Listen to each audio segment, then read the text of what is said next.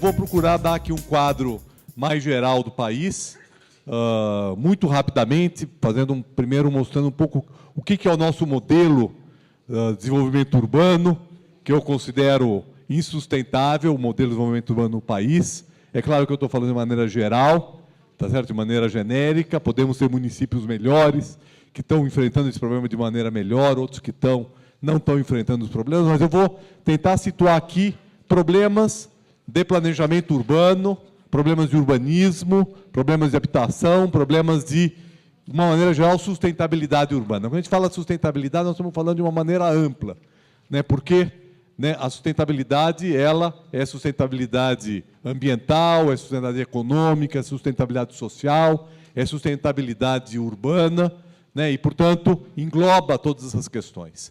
Eu acho que nós temos também que superar, né, nas nossas administrações, as visões setoriais. As visões setoriais são visões que geralmente levam a problemas e trazem impactos e efeitos incontroláveis, né? Eu vou mostrar aqui alguns exemplos onde isso fica claro. Quando a pessoa só pensa na habitação, ela pode gerar um problema ambiental, ela pode gerar um problema de transporte.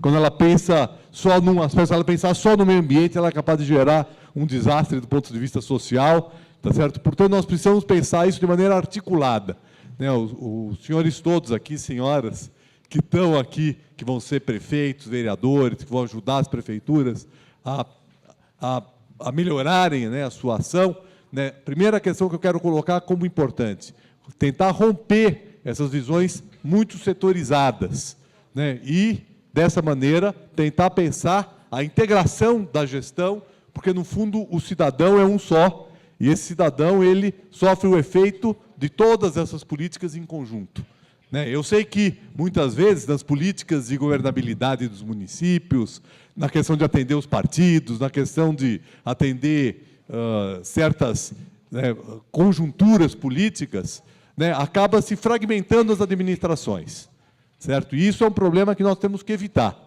né, a fragmentação, né? Então, claro que os governos precisam ter sustentabilidade política, né? Para a gente falar aqui, já que estávamos falando aqui de sustentabilidade, muitas vezes os governos e as administrações precisam ter sustentabilidade política. Só que elas têm que ser subordinadas a um programa que não pode ser quebrado em pedacinhos, né? E eu vou mostrar aqui alguns exemplos. A minha apresentação está dividida em duas partes. Uma primeira parte que eu vou tentar passar um quadro, eu vou ser um pouco rápido, vou mostrar algumas imagens de diferentes cidades, certamente não é de nenhuma das cidades dos senhores aqui, tá certo? Poderá até ser de alguns dos senhores, mas os problemas que são apresentados são problemas comuns a todos os municípios, né? Aqui a gente vê, por exemplo, né, uma vista de Suzano em 52, né, quer dizer, um pequeno núcleo urbano, né, e 50 anos depois a gente vê o que acontece, né? Isso aqui é um município, né, próximo aqui da região metropolitana de São Paulo, faz parte da região metropolitana, mas está isolado, e isso se repete. Se eu pegar aqui a cidade de cada um de vocês, nós vamos ver o mesmo processo, né, com, né, graves problemas, por exemplo, de impermeabilização do solo, né? Ou seja, né, o solo ficando impermeável, nós aumentamos os nossos, né, a vazão, né, das águas, porque as águas, ao invés de penetrarem, né, na terra, ela corre mais rapidamente, né, para os cursos d'água, que, se não tiverem preservados, nós vamos caminhar, né, violentamente para os problemas de desastres naturais, né, que aconteceram na região serrana do Rio de Janeiro, que acontece frequentemente em Santa Catarina, que acontece aqui em São Paulo, acontece na região metropolitana de Belo Horizonte, de Salvador, né, do Rio de Janeiro. É generalizado esse tipo de problema nas nossas cidades. Aqui a gente vê um exemplo de insustentabilidade, o que aconteceu no centro de São Paulo, né, já há muito tempo atrás, onde a ausência de controle do uso do solo gerou, né, um processo, né, selvagem de verticalização, de permeabilização do solo, e que, evidentemente, por detrás disso tem um interesse imobiliário colocado, né? Eu não estou aqui dizendo que a promoção imobiliária, ela necessariamente ela é nefasta para as cidades, de maneira nenhuma, né? Nós podemos, né, e devemos ter agentes imobiliários atuando nas cidades, mas eles precisam estar subordinados ao interesse público, né, subordinado ao interesse. Então, quando nós falamos em planejamento, quando nós falamos de urbanismo, né, nós fundamentalmente estamos falando de duas coisas importantes, né? Nós estamos falando, em primeiro lugar, da regulação da ação do setor privado. O setor privado é regulado. Então, o que são as leis urbanísticas? As leis urbanísticas, elas servem para regular a ação do setor privado, para que a sua ação seja conduzida num processo de planejamento no sentido do que se pretende fazer. Além disso, nós temos as ações que são feitas diretamente pelo poder público, através dos seus programas, dos seus projetos e das suas obras. Então, as cidades se constroem fundamentalmente através dessas duas ações. A ação do poder público, produzindo, fazendo programas, implantando obras, de acordo com os projetos de interesse público, que hoje, como eu vou falar mais para frente, através do Estatuto da Cidade, todos esses planos precisam ser profundamente debatidos com a sociedade, isso é uma exigência da legislação, né? E, por outro lado, através da regulação, né? Através das leis urbanísticas, dos instrumentos urbanísticos. E o plano diretor, ele é o instrumento que, de certa forma, né, é o grande guarda-chuva sobre o qual esses né, instrumentos são utilizados. Recentemente, aliás, ainda está em curso toda essa discussão sobre o Código Florestal. Tá certo? O Código Florestal foi muito discutido em relação à questão da agricultura, se discutiu pouco em relação à questão, né, das cidades. Né? Mas, nas cidades, é absolutamente fundamental pensar esses mesmos elementos que são as chamadas APPs urbanas, as áreas de proteção permanente. Então, a gente vê aqui, nessa cidade de São Paulo, né, os dois rios, né, o Rio Tietê e o Rio Pinheiros, né, que hoje são áreas de inundação frequentes, de grandes obras públicas. Né? Bom, como vocês veem aí, essas áreas em branco eram áreas da várzea, áreas que não poderiam nunca ter sido ocupadas. Tá certo? Bom, isso acontece nas nossas cidades. Todas as nossas cidades nós somos cortados por rios. Né? E que, em geral, o que acontece nos fundos de vale são ocupados, se implantam em avenidas de fundo de vale. Por quê? Porque, muitas vezes, os fundos de vale são aqueles que ficam preservados, então se implantam avenidas, e aí, então, nós começamos um processo de impermeabilização. Do lado da avenida se valoriza, se passa a ser uma área de interesse imobiliário, e nós vamos ter aí problemas sérios de sustentabilidade. Então, a gente vê, né, essa área inundada em 29, né? Não é por acaso que hoje nós sabemos, uma área inunda nos dias de muita chuva. E também, né, como eu vou mostrar mais para frente, né, aproximar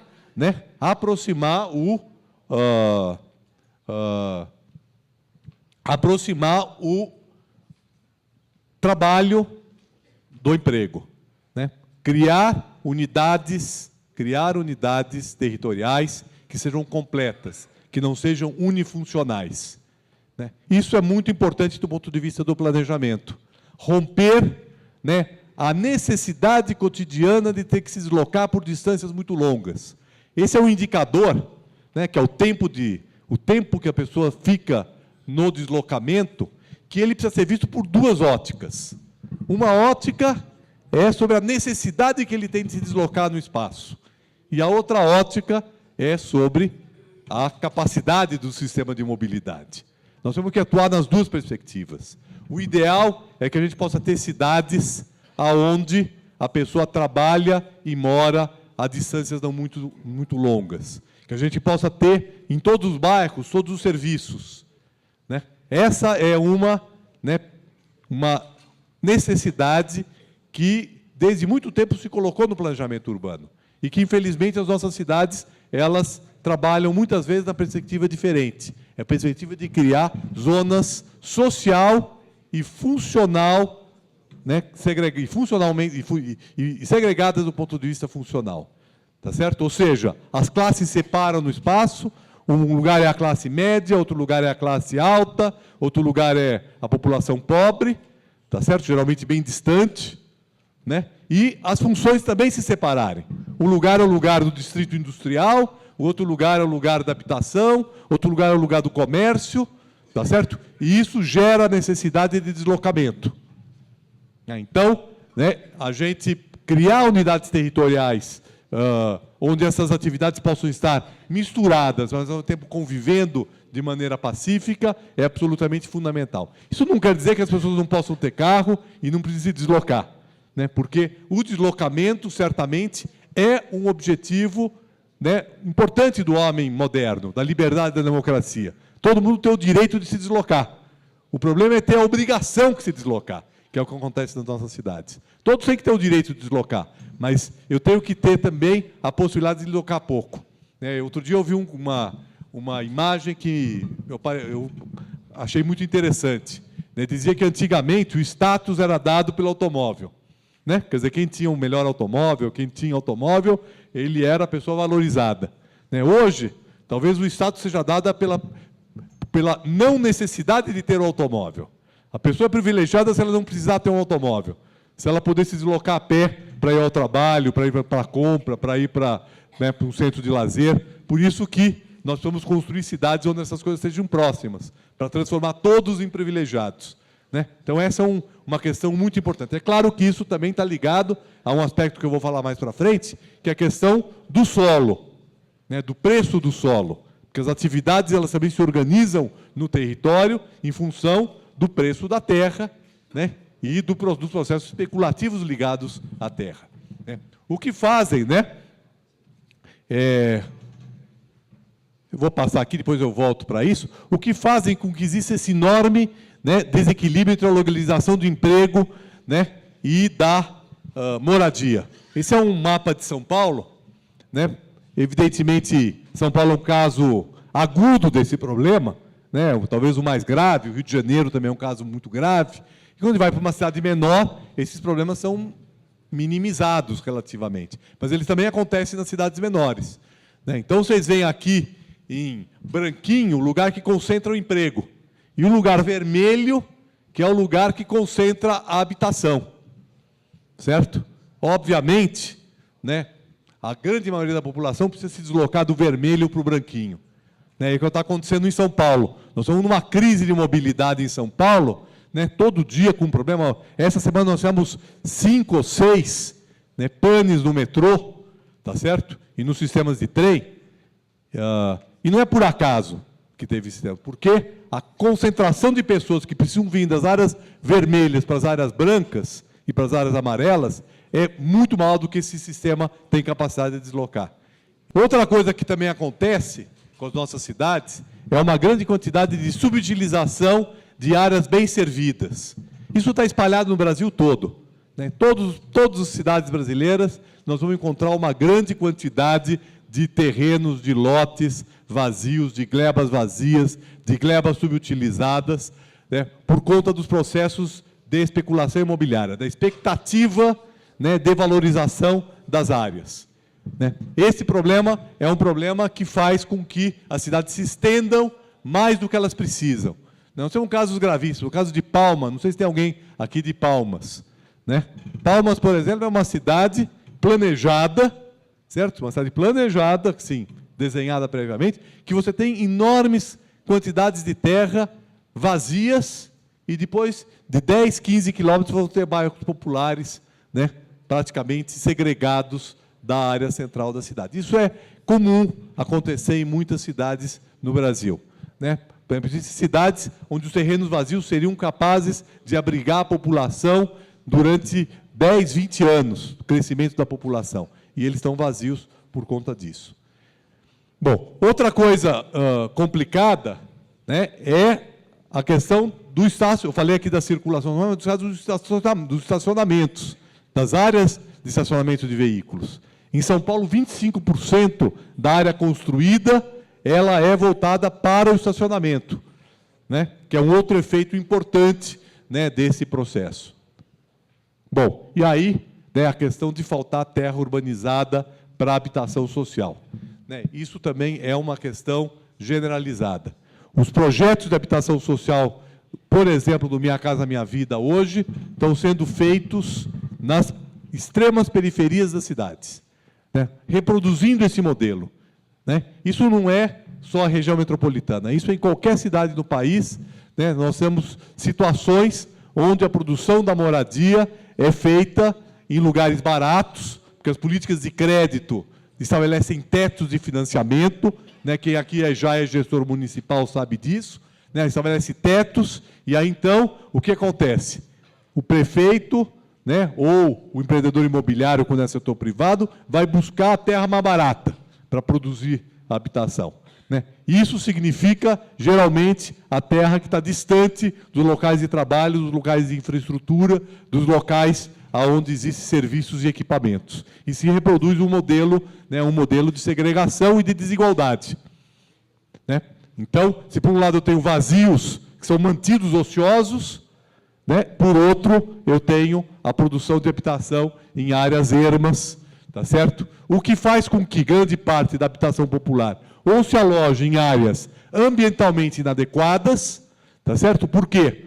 Porque são as áreas que ficam livres, que não interessam, quer dizer, que o mercado imobiliário formal não tem interesse, que sobram e acabam sendo ocupadas por habitação de baixa renda, né? Não é por acaso que na hora que tem um desastre natural, o mais prejudicado é o mais pobre, porque é o que está na região frágil que não deveria ser ocupada. Os problemas de microclima hoje afetam mais as nossas cidades do que os problemas de mudanças climáticas de caráter mais geral, que evidentemente também são muito importantes. Então, por exemplo, se criam ilhas de calor, né? As ilhas de calor e as diferenças de temperatura dentro das cidades acabam fazendo com que as precipitações sejam mais intensas e mais localizadas, né? Às vezes, dentro do mesmo território de um município, eu tenho diferença de 3, 4, 5, até 8 graus entre uma região protegida e uma região densamente ocupada. Isso acaba fazendo com que a gente tenha chuvas concentradas e tenha, dessa maneira, então, né, um problema sério de vazão dos nossos cursos d'água, né? E as áreas de verdes, né, que funcionam, né, como reguladoras desse processo, muitas vezes também acabam sendo ocupadas de diferentes maneiras. Bom, outra coisa que é fundamental dentro das nossas cidades é a questão de resíduos sólidos, né? Nós produzimos, no Brasil, hoje, nada menos do que 180 mil toneladas dia de resíduos sólidos, certo? Bom, para a gente ter ideia, é uma figura melhor para cada um de nós refletirmos. Cada um de nós, em média, gera, né, por dia, né, 1 quilo, provavelmente nós aqui mais do que 1 quilo, né, em média 1 quilo por dia. Eu digo nós mais porque quanto maior o nível de renda, maior a quantidade de resíduos que é gerado, salvo alguns que são, né, pessoas que têm uma consciência muito grande e que, né, fazem compostagem nas suas próprias casas e recusam, né, por exemplo, produtos que geram muitas embalagens, que geram muito resíduo. Mas, em geral, as classes de renda mais alta geram mais lixo do que as de renda mais baixa. Na cidade, a gente, por exemplo, em São Paulo, a gente pega a diferença da geração de lixo entre uma área mais rica e uma área mais pobre, chega a quase 1 para 2, a geração geral total de resíduos. Bom, ao longo da nossa vida, nós vivemos 100 anos, nós vamos gerar 600 vezes o nosso peso em resíduos. 600 vezes, tá certo? Então, por aí a gente tem ideia do que nós estamos provocando nas cidades, nós, pessoas, nosso modelo. É um modelo absolutamente insustentável. Bom, a questão da habitação, né? Essa foto mostra tudo, né? Quer dizer, a maneira como se produz habitação no país, né? Gerando, né, grandes terrasplanagens com erosão, né? Grandes extensões de terra que vão ter por consequência, né, elevar esse tempo de deslocamento e, evidentemente, né, um tipo de produção habitacional que não produz cidade, né? Se produz só casas, né, sem identidade, né, e sem criar cidade, porque quando está falando de cidade, nós estamos falando alguma coisa que tem habitação, que envolve, né, equipamentos sociais, que envolve áreas verdes, que envolve proximidade do emprego, que envolve transporte, que envolve identidades de morador e a sua moradia, né? Então, como mudar esse modelo insustentável? É esse o nosso papel aqui. Então, eu pediria para abrir o segundo PowerPoint, que é um pouco a gente falar do processo de planejamento no país, né? Como é que nós já avançamos em relação ao que se trabalhava no passado e os grandes desafios que nós temos daqui para frente que os senhores vão enfrentar. Bom, Então, como eu vinha falando, a questão da leitura.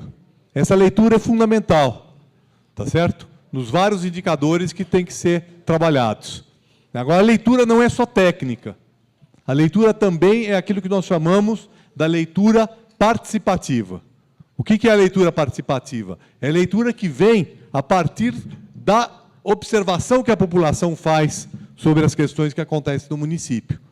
É claro que essa leitura participativa ela tem um viés de uma certa subjetividade, mas ela é muito importante porque os dados, às vezes, não mostram tudo. Os dados não mostram tudo. Então, o processo de construção da leitura do município, e eu estou falando leitura, aí tem uma questão que é importante. A leitura não é só um diagnóstico.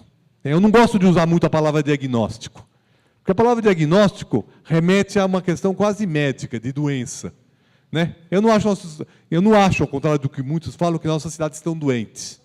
Elas não estão doentes. Elas têm um processo inadequado de desenvolvimento. E esse processo vai ter que ser mudado aos poucos. Então, a leitura é o entendimento do que acontece nas cidades. Então, nós temos uma leitura técnica e temos uma leitura participativa. Essa leitura participativa tem que ser feita e ela, de certa forma, já aponta, ao se fazer a leitura participativa, ela começa a apontar quais são os horizontes que nós temos. Quando nós discutimos um problema qualquer, um problema de mobilidade, nós, ao mesmo tempo que estamos fazendo uma leitura desse problema, nós também já estamos começando a discutir e pensar as soluções ou as propostas, e estamos começando a construir um consenso sobre qual é a cidade que nós queremos, em relacionada a cada um desses indicadores, cada um desses temas. Então, essa é uma etapa muito importante. E por que é melhor fazer essa discussão a partir da leitura? Porque a leitura traz a realidade concreta das pessoas. Então, as pessoas estão discutindo a sua realidade. Não estão discutindo de maneira abstrata a cidade que se quer. Estão discutindo a partir da realidade que ela já tem. Então, a primeira questão fundamental é nós termos uma leitura técnica que vai gerar indicadores e que vai gerar, portanto, uma construção de metas e de objetivos e uma leitura participativa que vai não só entender o que acontece no município, mas vai apontar os desejos e as aspirações. E nós temos agora uma oportunidade muito interessante em 2013. O Estatuto da Cidade fez 10 anos o ano passado. Portanto, todos os planos diretores do país, as principais cidades do país, 2.000 cidades do país municípios do país fizeram planos diretores, essas cidades têm que revisar seu plano diretor que foi realizado entre 2001 e 2006. Todas as cidades fizeram planos diretores entre 2001 e 2006. E eles vão ter que ser revisados agora, nos próximos anos. Então, nós temos a oportunidade de trabalhar simultaneamente com um horizonte de 12 anos, um horizonte de longo prazo para pensar a revisão do plano diretor e, ao mesmo tempo, discutir e estabelecer os nossos planos de meta para 4 anos, que é aquilo que nós consideramos que é fundamental que seja aplicado na próxima gestão. Outra coisa importante, eu falei aqui muito de que os terrenos ficam vazios, e a habitação é produzida nos extremos da cidade. O plano diretor precisa conter os instrumentos de indução do desenvolvimento urbano, estabelecer aonde pode se construir e aonde não se pode. Maurício, agora há pouco, o Maurício aqui do nosso São Paulo, me pegou e falou assim, lá na cidade de Gonçalves, se estendeu a mancha urbana até as montanhas. O núcleo urbano da cidade é desse tamanhozinho e a zona urbana foi estendida 100 vezes mais do que a área efetivamente urbana do município. Isso é exatamente o que um plano diretor não pode fazer. Ele precisa estabelecer, através de instrumentos, no caso, a definição da zona urbana e os instrumentos de uso e ocupação do solo, qual é o espaço necessário para a cidade se desenvolver. E, ao mesmo tempo, induzir a ocupação do espaço que já está urbanizado, através de instrumentos, por exemplo, como a edificação compulsória e o imposto progressivo no tempo, que são 2 instrumentos fundamentais para combater a especulação imobiliária com terrenos ociosos.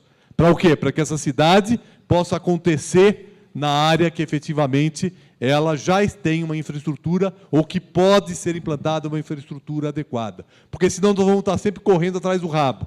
Ou seja, nós vamos estar gerando áreas mal servidas de infraestrutura e aí depois ter que despender recursos para poder urbanizá-la. Né?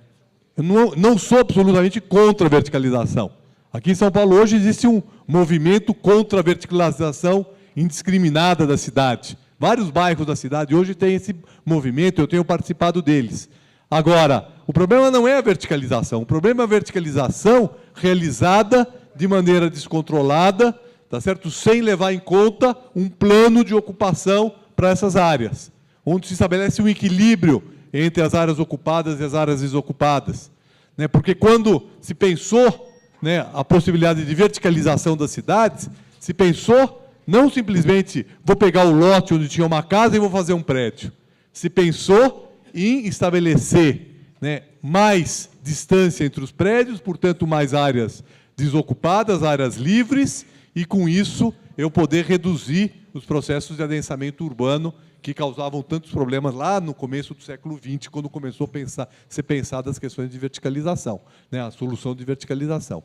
Então, né, a regulação da verticalização, os instrumentos de zoneamento, né, planejados, eles têm que ser trabalhados dentro, evidentemente, de uma discussão de que cidade se quer, considerando a especificidade de cada cidade. É claro que, né, uma cidade de menor dimensão, né, uma cidade que não tem dinâmica econômica, né, ela pode abrir mão de ter processo de verticalização. Tem muitas vantagens. Nós estamos falando aqui, por exemplo, do problema de resíduos sólidos. Eu acho que a melhor solução que existe para o resíduo sólido é não gerar. Como é que a gente não gera resíduo sólido? Em grande parte, compostando os resíduos úmidos que nós geramos. Né? Compostando, porque 60% dos resíduos são orgânicos, que podem ser compostados. E eles podem ser compostados no nosso próprio terreno, na nossa própria casa. É claro que casas que têm quintal, elas têm maior possibilidade de fazer a compostagem. Quem mora em prédio vai ter mais dificuldade. Portanto, para certas cidades, tá certo? A cidade poder ser mais horizontal, poder ser menos densa, pode ser uma solução para as condições específicas daquela cidade, para outros problemas urbanos. Agora, cidades que têm maior população, que têm maior demanda econômica, vão precisar, né, ser mais concentradas e mais verticais. E isso vai depender, portanto, daquilo que se discute. É por isso que cada cidade precisa fazer o seu processo específico de discussão de que cidade se quer, para poder, a partir daí, então, discutir os instrumentos, né? Zoneamento, né? Imposto progressivo sobre terreno vazio, plano de ocupação urbana, transferência do direito de construir, que é um outro instrumento importante que eu não tenho tempo aqui para detalhar, mas que pode ser um excelente instrumento para preservação ambiental e preservação do patrimônio histórico, tá certo? Então, nós temos vários instrumentos, temos vários programas de intervenção do poder público que devem estar profundamente associados com a cidade que nós queremos construir. Né? E é por isso, então, né, que nós sempre falamos, programas e instrumentos urbanísticos não valem por si só. Né? Às vezes a gente faz né, algumas pessoas reproduzem, né, prefeitos, né, reproduzem alguma coisa que deu certo. Ah, que lá em São Paulo está se fazendo isso, então eu vou trazer isso para o meu município. Ou lá em tal, no Rio de Janeiro, se fez alguma coisa. Isso pode ser a maior desastre, porque não dialoga com a realidade do município. Então, cada município tem a sua realidade, tem que ter a sua leitura, tem que ter o seu processo de discussão, tem que chegar no objetivo que quer alcançar e aí, então, utilizar os programas, os instrumentos adequados para isso.